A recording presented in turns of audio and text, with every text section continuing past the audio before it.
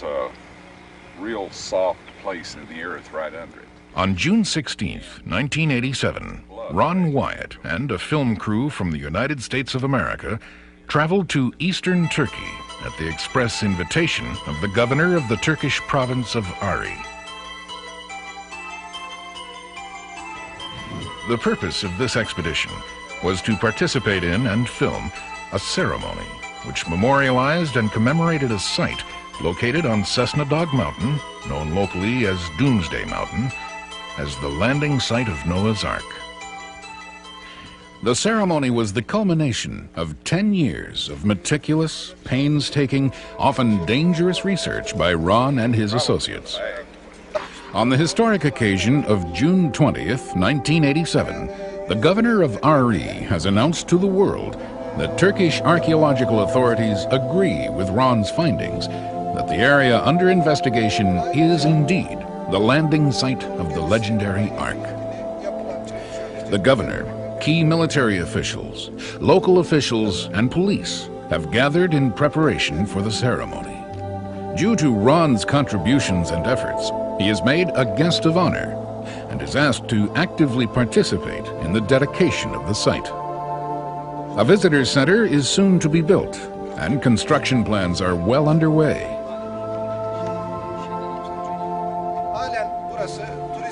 As the governor completes the dedication speech, the ceremony is completed with the holy sacrifice of a lamb.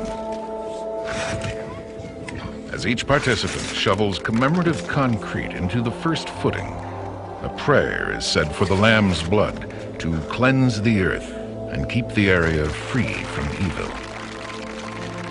The governor has made the area an international park, and all faiths of the world are made welcome to visit and gaze upon what they believe to be the mortal remains of Noah's Ark.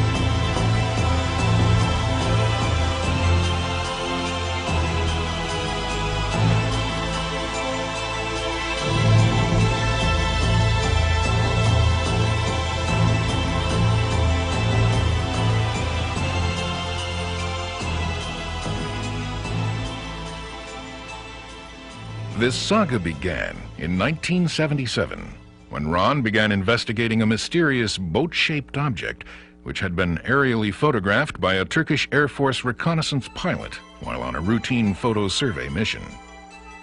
The pilot, Lieutenant A. Curtis, took these photographs from an altitude of 10,000 feet, approximately 12 miles from Mount Ararat. They were examined by a Turkish captain assigned to photo interpretation, who spotted the symmetrical boat shape in what appeared at the time to be a lava flow. As a result, a team of Turkish explorers and researchers examined the object and discovered that its dimensions were indeed near those of the Ark as stated in the Bible, most particularly those of the length. In 1960, news of the photos reached the United States and soon caught the attention of a group of scientists and explorers known as the Archaeological Research Foundation. A second expedition to the site was soon formed under the aegis of Turkish military officers in a joint Turkish-American exploratory endeavor. Included in the American team was businessman Wilbur Bishop, who provided this footage of the 1960 expedition. The trip to Dolgabazit started, of course, in Ankara. We flew the Turkish airline to Erzurum.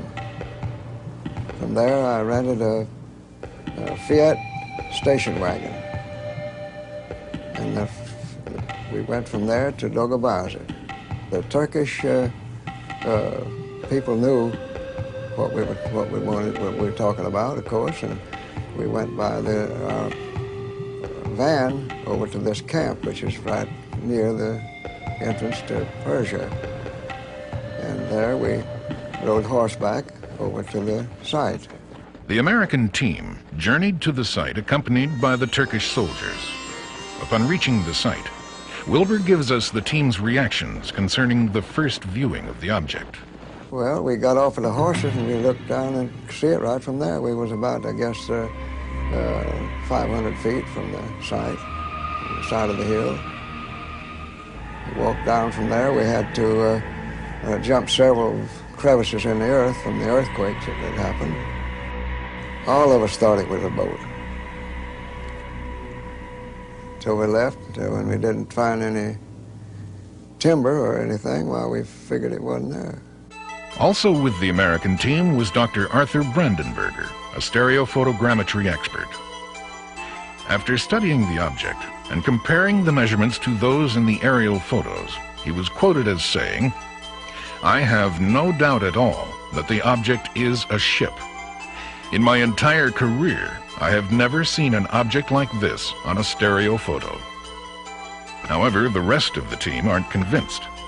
So, due to the lack of finding evidence to match their hopes and expectations, they prepare to blow a hole in the side of the object.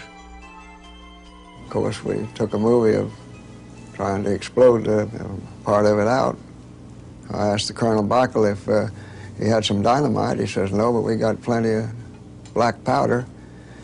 And so I told him, "Go get it." And we got it and blew the hole in. And later I found out now that that was one of the timbers was right there, but we didn't recognize it. The team sets the explosive and, following the blast, still finds nothing that they recognize as evidence which would convince them or others that the ship-shaped object is the fabled Ark. Again, finding nothing to bolster their waning enthusiasm, they abandon their quest and the site and return home.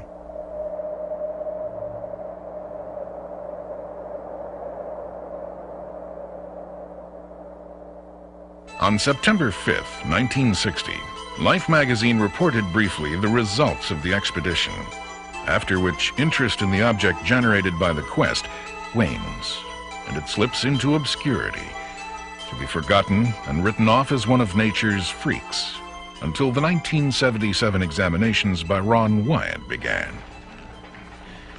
Ron is a nurse anesthetist and currently practices at Memorial Hospital of Nashville, Tennessee. He had become intrigued by the object when the Life magazine article of 1960 caught his attention.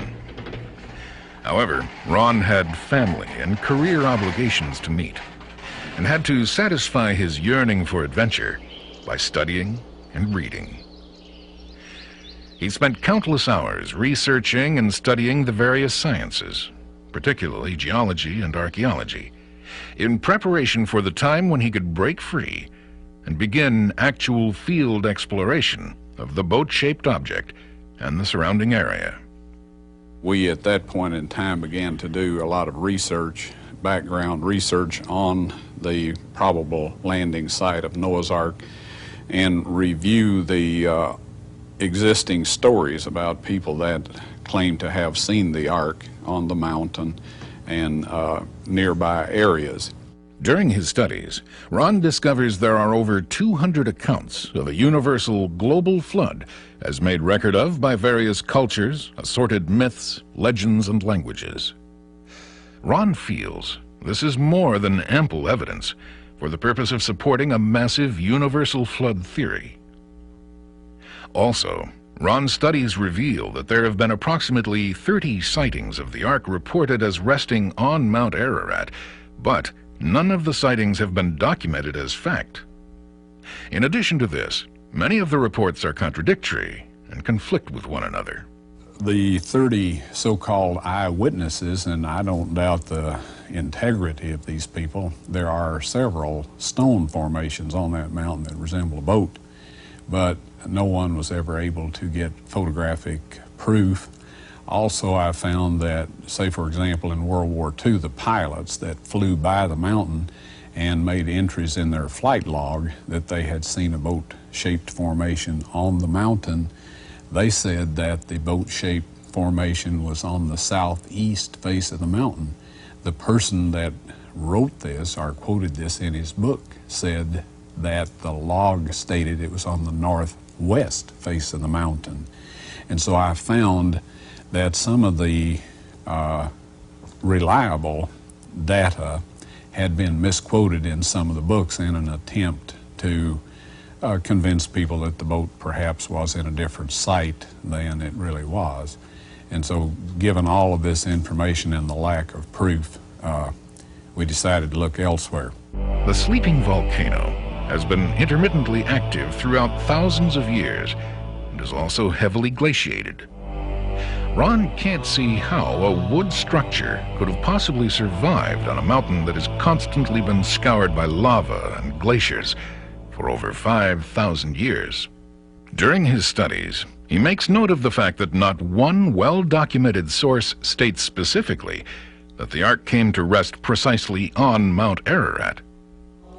However, the Bible does state in Genesis 8:4 that the Ark came to rest in the mountains, that's plural, mountains of Ararat.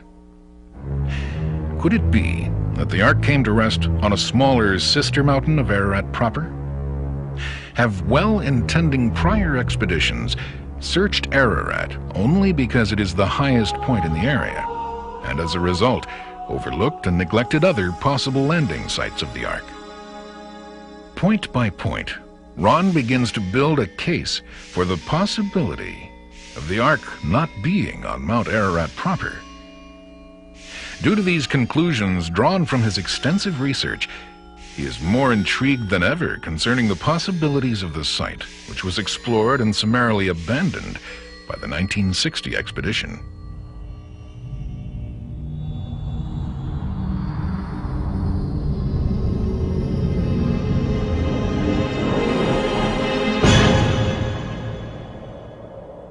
At long last, in 1977, after 17 years of waiting, research, and dreaming, Ron has fulfilled his obligations and is able to begin actual field work in eastern Turkey. He hires a Turkish driver and assistant named Dilavar to aid him in his work. Over the years, this man becomes a trusted friend and ally. Upon first arrival and examination, he finds the area to be wild and intimidating in its natural ruggedness and beauty.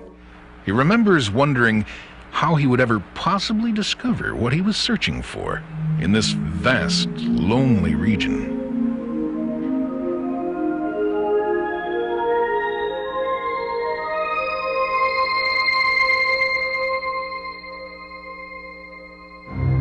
The country is immense, its wide, expansive vistas, and Ron finds it to be rich in geologic history. The area is also blessed with the wealth of many wondrous relics from antiquity and treasures from civilizations past. One soon becomes enchanted by the natural beauty of the region and develops a sense of being lost in time. In determining precisely where to begin his investigations, Ron approaches the matter differently than his Ark hunting predecessors. Instead of focusing his search on Mount Ararat, he began with a broader scope of vision. He feels strongly that an occasion as momentous as the landfall of Noah's Ark would be made record of in history and ancient legend by local inhabitants of the region. His insight and intuition were to pay off handsomely. He began by visiting and talking to villagers in the general proximity of the boat-shaped object. After several days of becoming acquainted with them and earning their trust, he gets the needed directions to the general area he has awaited so long to visit. At long last, here is the object which has held his fascination for so many years.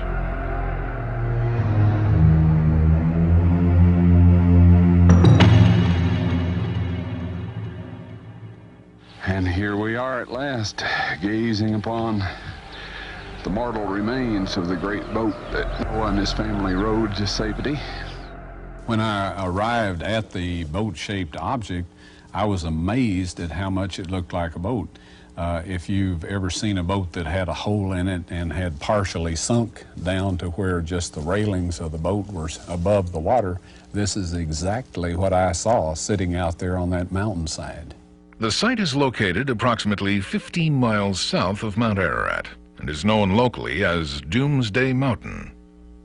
The elevation is approximately 6,375 feet above sea level. Ron takes the dimensions of the object and finds it to be approximately 515 feet in length. His data corresponds with the original aerial photo survey and ground measurements which were made by both the Turkish and American teams. He finds it to be generally in the same condition as the 1960 expedition had described it. The object appeared as a long, boat-shaped semi-oval with a mound in the center having 20-foot-high earth-packed rims. Ron would like to take samples for chemical analysis, but at this point in time has no permits allowing him to do so. Although no conclusive evidence, other than the dimensions and obvious boat shape concerning the object possibly being the Ark, can be drawn from this first encounter, Ron is determined to return at a later time if and when he can get a permit to excavate. He feels strongly, intuitively, that there is much more here to be learned. However, Ron has made note of the fact that the strata where the object rests is sedimentary Cretaceous water-laid rock. This is an important point for purposes of documenting this area as the possible landing site of the Ark. As Ron continues his search for possible signs and traces of the legendary ship, he continues to befriend and talk to the villagers of the area. As he does so, more mysteries of the region begin to unfold. These people live today as they have for generations past. They tend their flocks of sheep and cattle and wander through their respective territories from season to season in a timeless ritual as a means for survival. They are a hardy breed of people and manage to survive in one of the harshest environments on the planet. They live in a rugged, unforgiving land that is both cruel and inhospitable. It is riddled with major earthquakes and has major unpredictable cold and hot spells during summer and winter. During winter, wolves freely roam the countryside, and there are massive avalanches. In summer, it is hot and arid, and sudden deadly windstorms arise. As illustrated here, one can see large clouds of dust from a windstorm moving and crawling like wraiths over the huge black lava beds at the base of Ararat. At every location Ron visits, Mount Ararat stands as a sentinel over the land and mysteries she has guarded for thousands of years. The Turkish word for Mount Ararat is Aridav, which translated into English means the Mountain of Pain. This is an appropriate name, as many climbers have lost their lives on her slopes during adverse conditions. Notwithstanding the dangers normally associated with climbing any mountain, Aridav is a high, lone mountain rising abruptly from the plains of Aras of 3,000 feet to a height of approximately 17,000 feet. Her majestic presence is a constant reminder to Ron that this area may indeed be the cradle of civilization.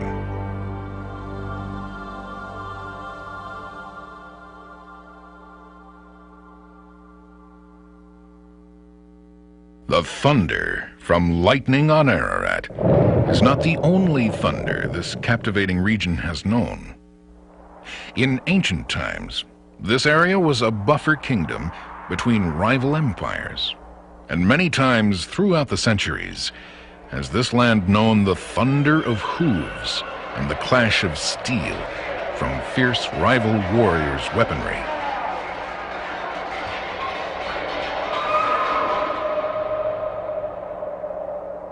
The local villagers who have come to know and trust Ron are familiar with every stone, boulder, and canyon of their land. Once again, directions they provide him with lead him to a remarkable series of discoveries.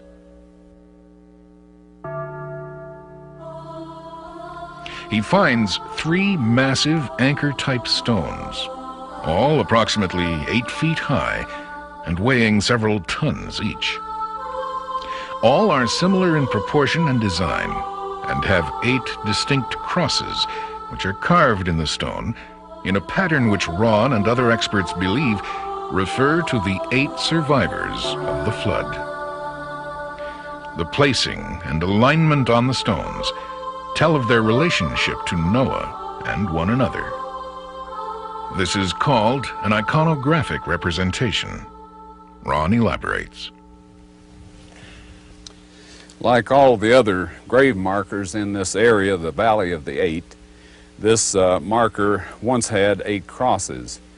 Now these are a beautiful representation of the ornate Byzantine cross dating back to approximately the 3rd century AD. The large cross representing Noah is especially ornate. The one representing his wife is quite a beautiful design. Now we have the matched pairing here, the eldest son and his wife. These crosses are of the ornate style. We have this cross here that represents one of the sons beyond the first son, and it matches with this one. Up here we have the representation of the other son, but the representation, or the cross representing his wife, is missing and apparently got broken away over the years.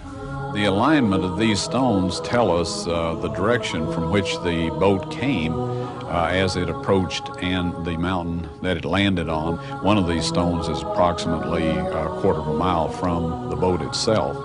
Now these stones, or this type anchor stone, is a very familiar object to the students of early navigation. They were used by many of the early civilizations, the Phoenicians in particular, and the shores of the Mediterranean and the floor of the Mediterranean is strewn with these stones. The difference that becomes obvious immediately is the difference in size. These giant pierced stones are similar to ancient anchor stones used in the Mediterranean for centuries and millennia. These pierced stones are like the large Bronze Age stone anchors from the Mediterranean. Tall, broad when viewed from the side, thin when viewed edgewise or end-on, tapered towards the top, and have rope holes at their upper ends. On all of these counts, therefore, they qualify quite readily as fitting the picture of stone anchors as Ron originally identified them. Only in size or scale do these stones differ significantly from their considerably smaller Mediterranean counterparts. If the size of the stone anchors implies the size of the boat or ship on which they were used, how much more should it be true for these stone anchors weighing several tons to be, by this standard, ark-size stone anchors? As electrifying as these discoveries are for Ron, they're not the only reason for him to believe that this area is the possible landing place of the Ark. Villagers tell Ron that the village in which the standing anchor stone rests is known as the Village of Eight. Also, this majestic valley, located a few miles from the village, is known as the Valley or Region of the Eight.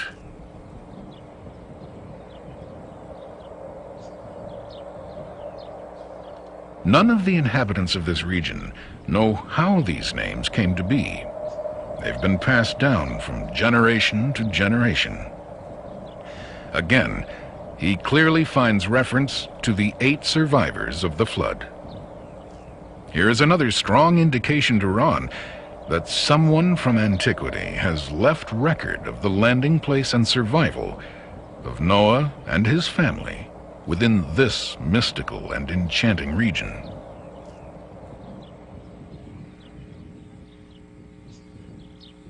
Upon Ron's return to the United States, he calls Dr. William Shea of the Biblical Research Institute of Washington, D.C., for help in sorting and analyzing his data. Dr. Shea has also been aware of the 1960 expedition and has for some time been interested in the boat-shaped object as well. He is most pleased to have the opportunity to discuss Ron's findings and to compare notes and thoughts. Dr. Shea holds a doctorate in archaeology and is also an MD. He has had over 130 professional papers published worldwide, has taught Old Testament history at Andrews University, and is an acknowledged expert in his field. I've never measured the exact distance, but if you stand on the object, you can see Mount Ararat in the near foreground. Mount Ararat is a very beautiful and very interesting mountain, but it has certain drawbacks when you think of the flood story in the Bible. Mount Ararat is a volcanic peak over 16,000 feet high. If you think about the ark coming to land on a volcanic mountain, that's not a very propitious spot for it to be salvaged if you're going to find any remains. In fact, some of my friends who have been working on that particular mountain have been working on the northwest face where there's the Great Ahura Gorge. Now that blew out in historical times, and it seems like to me that would be the very worst place to have a preserved remnants of the ark. So on the other hand, the site that we've been talking about in the mountains across the valley, those are sedimentary rocks. They're not volcanic rocks, sedimentary rocks, water-laid rocks, the type of rocks that one would expect from flood activity. Another thing about Mount Ararat is that it's a glacial-covered mountain peak. I don't know the exact dimensions, and it varies according to the weather, of course. The glaciers shrink back in the summertime and they extend in the wintertime. But several thousand feet of the mountain's top are covered with glaciers, and these glaciers, of course, scour the rock of the mountainside. So if you had an ark-shaped object up there, it would suffer from the same damage that the scouring of the rock would suffer from. Now, the formation that we have, as it's been surveyed both from aerial photographs and on the ground, it's been measured both ways, is 150 meters long, or almost 500 feet. If you take that long Egyptian cubit, assuming Moses is the author of the account, or the transmitter of the account, and apply that standard of measurement, it is interesting that this formation, either in the photographs or on the ground, has measured to essentially what would be 300 cubits long. Now that's a remarkable correspondence. It's not 500 cubits, it's not 150 cubits, it just happens to be 300 cubits long. And the biblical story just happens to record the length of the ark as 300 cubits long. On one occasion, Dr. Shea had made a trip to eastern Turkey and had the opportunity to examine some of Ron's discoveries, particularly the massive anchor stones. I've seen 3 of those stones in the field. One is in a village and 2 are out in the fields by the village. The first point that one can make in comparing with anchor stones, and we have many, many anchor stones to compare with. Anchor stones were the common way to anchor ships until iron came in about 1200 BC. Anchor stones are tall in one dimension. They are thin in another direction, and they have a hole at the top. Now, the other aspect of these stones is their iconography. Somebody has carved some signs into them, as you can see from this one right here. The large cross in the center would be Noah. The medium-sized cross to the right and below would represent Noah's wife. 3 of the crosses up one side, above the arm of the cross, the major cross, would represent Noah's sons. The other 3 crosses up the other side would represent the wives of Noah's sons.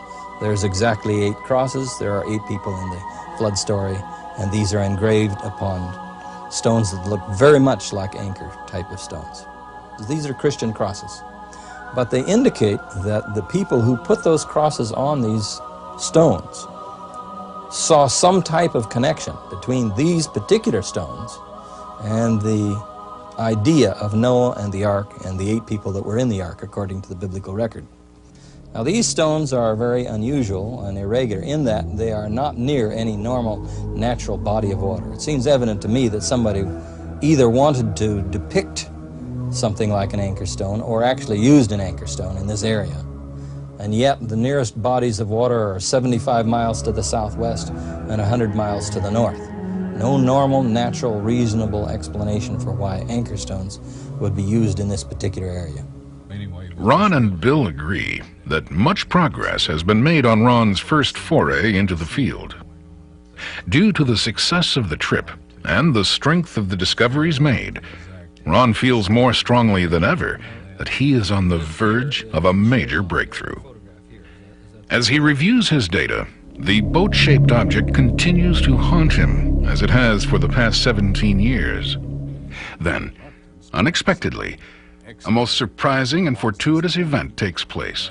My disappointment at having to wait on a permit for a later date was offset by an earthquake that happened in 1978 that did a much better job of excavating the boat than I could have done in maybe a year or 2 years hard work.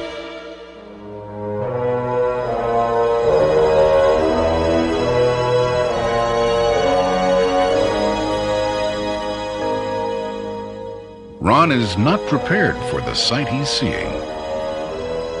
The earthquake has dropped the earth from around the sides of the remains, and the formation is now completely exposed. There, at 6,300 feet above sea level, in the mountains of Ararat, lies what appears to be the hull of a massive, ancient, man-made ship.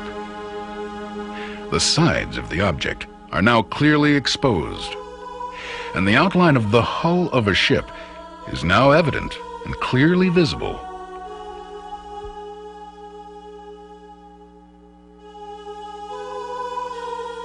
It simply dropped the earth away from the outside of the boat and left the rib timbers and other structures of the boat out there where you could see them. Also, there was a vertical split right down the center of the boat, which enabled me to measure the depth of the boat, plus get good, clean, fresh sample material out of there to have analyzed to tell us more about the chemical composition of the boat. These two photos, post and pre-quake, give one an idea of the extent of nature's timely excavation job. The photo at left was taken in 1960 by the first party to examine the object. The photo at right was taken by Ron in 1979, shortly after the quake. It clearly shows the large quantities of earth which have been displaced from the sides of the object. Again, these two photos examine the object both post and pre-quake from yet another angle. In addition to this, the quake has cracked the object down the center, allowing Ron to take fresh samples of material for analysis. He also takes samples from around the object in order to compare the two for possible significant differences. Immediately upon Ron's return to the United States, he rushes the samples to Galbraith Labs of Knoxville, Tennessee for breakdown and analysis. The results are electrifying. Not only is there high carbon content, as in long decayed ancient wood, there are also traces of metal. Here are the first definite positive signs that the object is not just a natural phenomenon, but indeed may be man-made. Soil samples have been taken from the formation on 2 different occasions, in 1979 and again in 1984. It's the 1979 samples that first gave the clue that there is a distinct difference in the amount of carbon in the formation as opposed to the field outside of the formation. I have the reports here, and if there was wood in this formation, that kind of a reading with 5% of carbon content would point to it. That's the kind of reading you would expect to get from the decayed wood. Once we became aware that there were concentrations of metal in this boat formation, that were associated with what appeared to be structural remains. The next obvious step was to investigate the site with the use of metal detectors. We set up a expedition with permit to go out with 4 types of metal detection equipment, and with this we carefully surveyed the boat, and we laid out survey tape on top of the ground or on top of the formation to indicate the position of the metal patterns in the boat. Included in the expedition of Ron and 4 other specialists was Dr. John Baumgardner, a physicist from Los Alamos National Laboratories of Los Alamos, New Mexico. Using 3 types of sophisticated metal detection devices, they began to lay down colored survey ribbons in correlation with the metal detection readings on both the tops and sides of the boat-shaped object. Slowly, a pattern with regular features begins to emerge. The pattern reveals the form of a symmetrical internal subsurface structure of massive proportions. In August of 1984, this is really the next new step in the study of this formation. You could call the year from August of 84 to August of 85 the year of the metal detector, because he took a metal detector went over the formation, and first of all, he got positive readings from his metal detector. Second, as he studied it more with his metal detector, the readings not only showed some readings, but it showed readings in patterns. Now, during that year, from August of 84 to August of 85, he and several other co-workers went over that formation with 3 different types of metal detectors, as I understand it. And the results with all 3 different types of metal detectors were consistent, and they did indeed give a pattern as they laid out strips which show you some of the patterns that they got. Now, they also got crosswise patterns and in a lengthwise patterning, and this was first discovered with the metal detectors.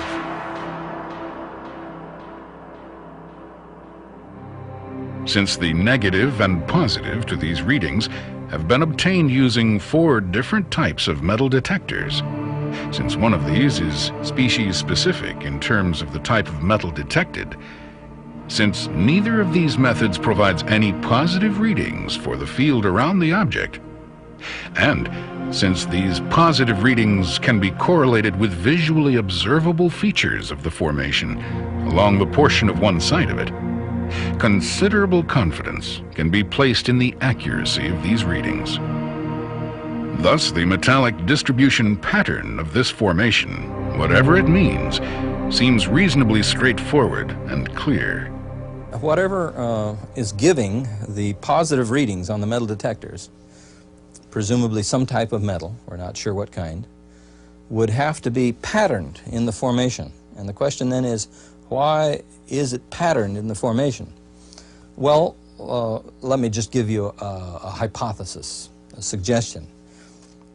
If you had petrified wood in this formation, and the petrification takes place by a process of mineral elements flowing through the wood and depositing in them, then you would expect the trace readings that those minerals would give to follow the pattern of the decayed timbers and the petrified wood, petrification process.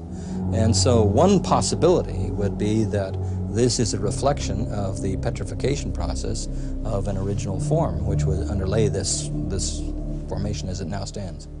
When we did this metal detector evaluation of the boat formation, we covered the sides of the boat also, the area that had been left bare when the earth fell away during the earthquake, and the rib timber patterns and the keel or keelson patterns were very obvious there along the sides also.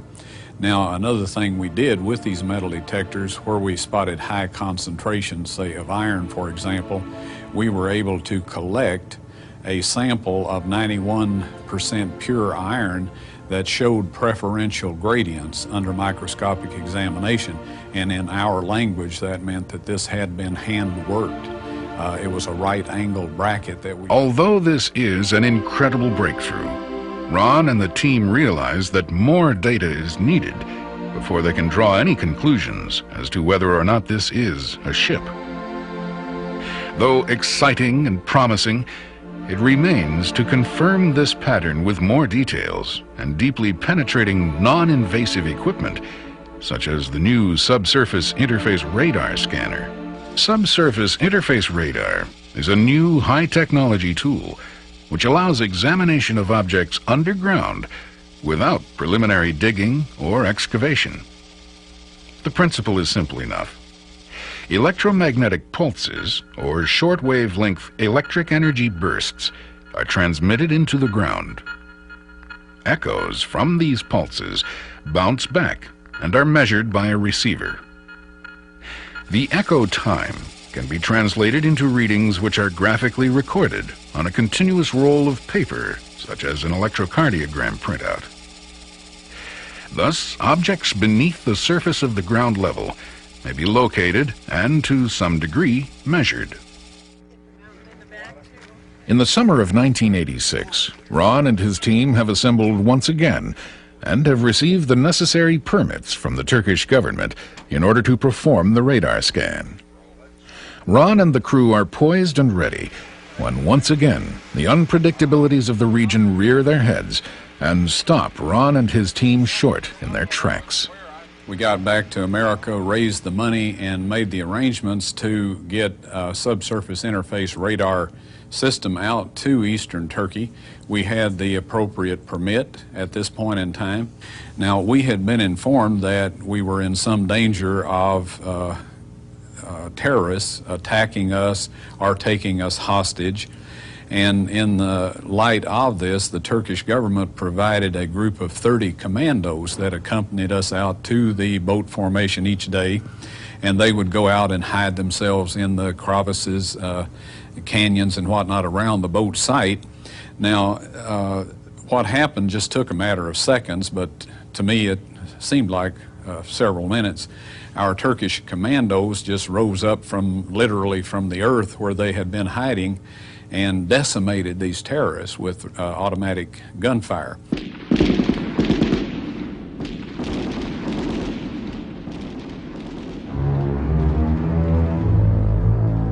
Once again, the thunder of death and violence echo off the walls of Doomsday Mountain. The commandos take their work seriously, and these are the results.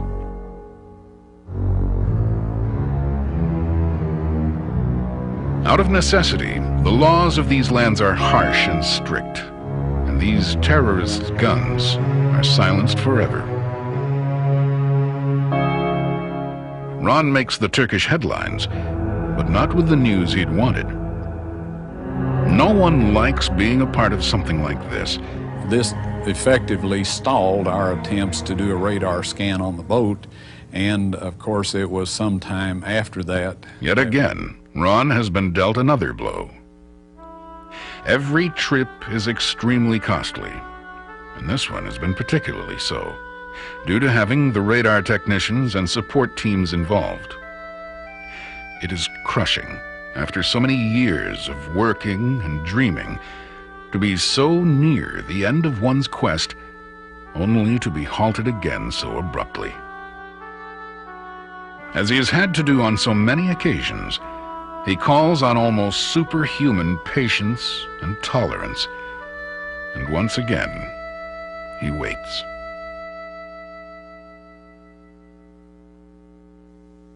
Ron's patience and willingness to persevere pay off. In August 1985, he receives the necessary permits and clearance to perform the radar examinations. At long last, they perform the scan, and the results are stunning. Before their very eyes, the machine tells the story of what lies beneath the surface of the object. There are massive keelsons, deck timbers, open chambers, gunnels, and other various configurations which Ron and other specialists believe identifies the object as the remains of an ancient man-made ship. Basically, the radar scans show the same thing that the metal detector scans did, only with more detail. They show there's a pattern. They show there's a pattern of linear lines, there's a pattern of cross lines, and there's a pattern of even distribution to these lines in both directions. Now that's precisely what you would expect out of the remains of a ship-type object, because you would have a keel, you would have parallel lines which would be keelsons, and you would have the transverse lines which would be bulkheads and other reinforcing of the ship.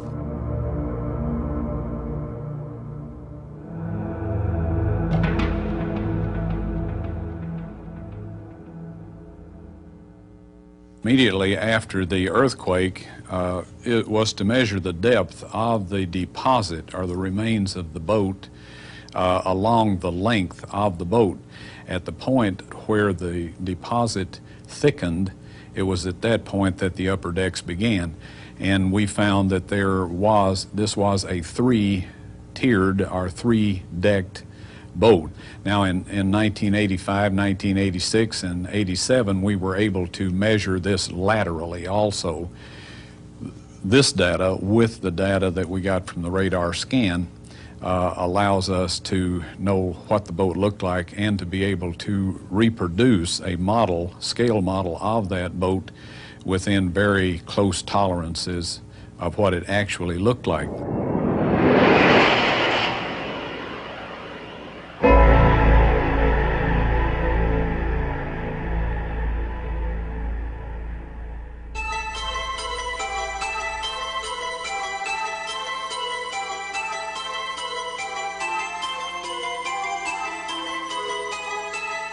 After consulting computer specialists and careful, detailed review of years of research and combined data, Ron constructs a scale model of what his data tells him the Ark resembled.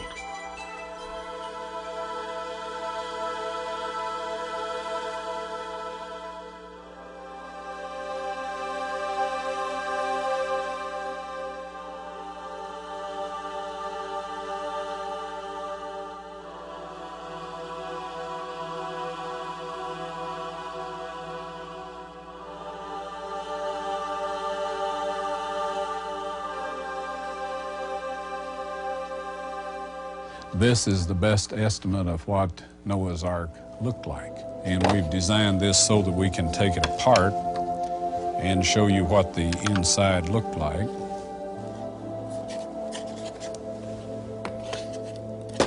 Now the deck portion of the boat shows up very clearly on the radar scans, and we have reproduced that here in the deck portion of the model.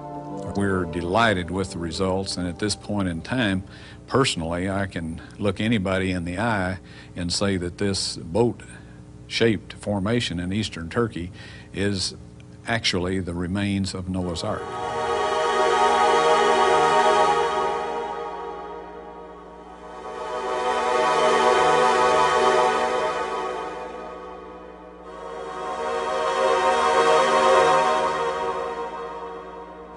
We've gone about as far as we can go in surface survey work and even scanning work. There are other types of scans that could be done.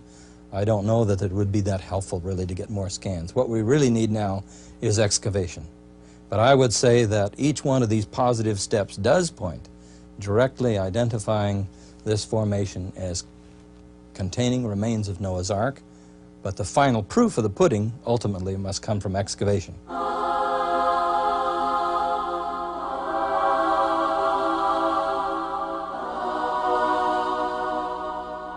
In terms of the importance of the location of Noah's Ark and the identification of it, I would say make three main points.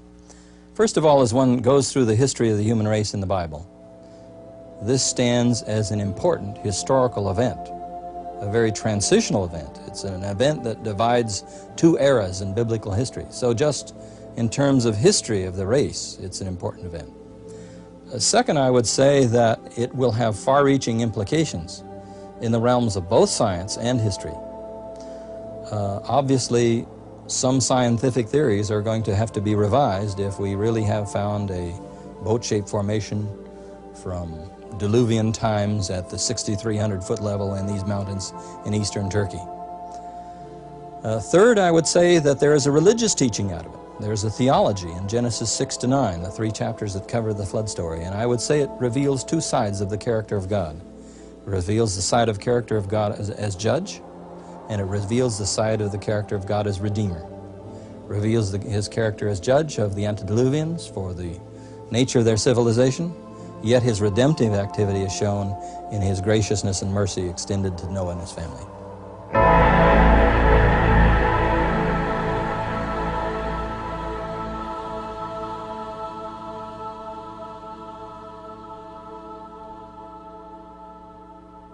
Why do explorers risk their lives searching for the remains of the Ark? Many have died in the quest. For some, surely the adventure is enough. But for most, there's more.